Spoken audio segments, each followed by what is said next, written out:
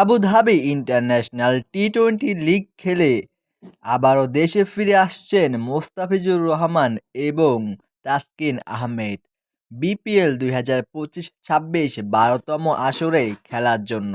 Abu Dhabi international T twenty লিগে দুর্দান্ত ফর্মে ছিলেন মোস্তাফিজুর রহমান এবং তাসকিন আহমেদ। মোস্তাফিজুর রহমান তার দল দুবাই ক্যাপিটালসকে প্লে অফে উঠিয়ে আসতে পারলেও তাসকিন আহমেদ পারেননি তার দলকে প্লে অফে উঠাতে। তবে দেশে না আসা সাকিব আল হাসান পেরেছেন তার দল এমআই এমিরাতকে প্লে অফে ওঠাতে। তিনি রয়ে গেছেন ইন্টারন্যাশনাল টি-টোয়েন্টি লিগ খেলার জন্য। রাজনৈতিক কারণে তিনি আসতে পারবেন না দেশে। আবুধাবি ইন্টারন্যাশনাল টি-টোয়েন্টি লিগে একেবারে দুর্দান্ত ফর্মে ছিলেন মুস্তাফিজুর রহমান। তার কাটার আর সোলোয়ার দিয়ে তিনি পরাস্ত করেছিলেন প্রতিপক্ষ ব্যাটসম্যানকে। ৮ ম্যাচ খেলে তিনি শিকার করেছিলেন ১৫টি উইকেট, যেটি কিনা সর্বোচ্চ উইকেট টেকারের তালিকায় দ্বিতীয় স্থানে ছিলেন তিনি।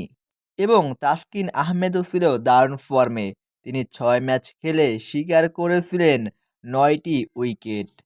সব মিলে এক অসাধারণ টুর্নামেন্ট খেলে আবারও দেশে ফিরে আসলেন মোস্তাফিজুর রহমান এবং তাসকিন আহমেদ।